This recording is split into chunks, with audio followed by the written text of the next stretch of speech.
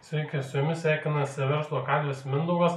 Šiandieną pakalbėsime aktualią temą, link kur juda skaitmeninė televizija ir apie televizijos ateitį. Šiandieną pakalbėsiu apie tai, kuo skiriasi tradicinė televizija nuo skaitmeninės televizijos. Tradicinė televizija skiriasi nuo skaitmeninės tuo, kad tradicinė televizija yra reklama, nėra galimybės atsisukti tam tikrų televizijos kanalų, nėra turinio pasirinkimo labai gero, ilgas kelias, kol prodiuseriai pagamina laidas ir jas išleidžia ir visa kita. Skaitmeninė televizija nuo tradicinės televizijos skiriasi tuo, kad skaitmeninė televizija galite atsisukti turinį, galite rasti mėgiamas laidas, galite žiūrėti turinį per YouTube, per Go3, per Netflix platformas, per įvairias kitas socialinės medijas, kur turinį renkatės patys. Tai reiškia, ten galite apriboti reklamos srautą, galite mokėti prenumeratą, galite rinktis iš įvairaus turinio gausybės, yra daug didelių pliusų, iš ko galite rinktis turinį ir mėgautis turiniu.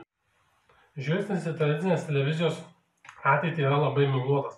Tradicinė televizija realiai turi neišgyventi per ateinančius metus, nes viskas yra skaitmenizuojama ir tokios televizijos kaip LNK ir visos kitos gali po truputį sunykti, jų turinys kokybė krenta prieš tas skaitmeninės televizijas kaip YouTube, Netflix'as, Go3 ir kitos platformos.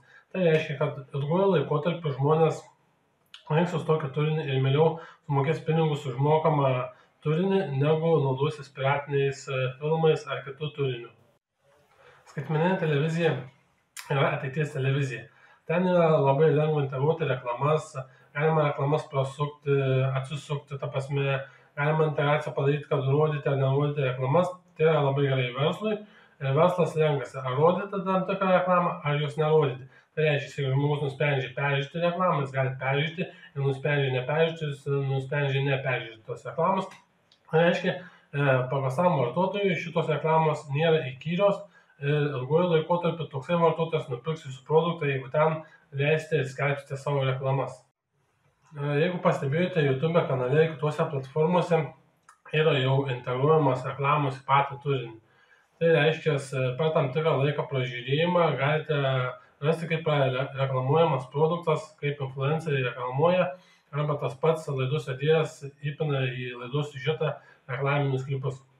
Tai yra inovacija, todėl tokias reklamas yra būtina ir skatintina pirkti, nes yra parduodama reklama klientui tų klientui.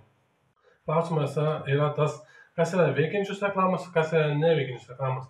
Veikiančios reklamos yra tos, kurios yra į YouTube ir kitas platformas įpinamos tarp siužetų.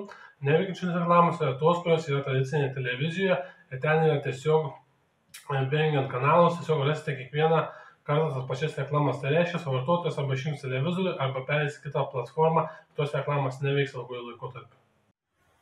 Buvo padarytas tyrimas, kad tradicinės reklamas renkasi daugiau pensinio amžiaus žmonės, nes jie daugiausiai žiūri televizijos ir suvartoja daugiausiai turinio iš televizorių, o jaunimas virš 30 metų žmonės renkasi skaitmeninę televiziją. Tai reiškia, ten naujų žmonių yra tų, kur renkasi turinį patys, o ne yra turinio mėgėjai, tai ką perša įprasta televizija. Verslo kalvis labai rimtai žiūri jūsų verslą ir nori jums labai nuoširdžiai padėti, kad jūsų verslas integruotųsi į reklamų pasaulį, kad būtų jūsų reklamos leidžiamas tikslingai ir tam tikrai auditorijai. Tai reiškia, aš jums galiu kaip specialistas padėti su tam tikromis reklamomis, kad jūsų verslas išaugtų. Ačiū, kad klausėte, su jumis buvo verslo kalvis Mindaugas, lauksime kitose susitikimuose.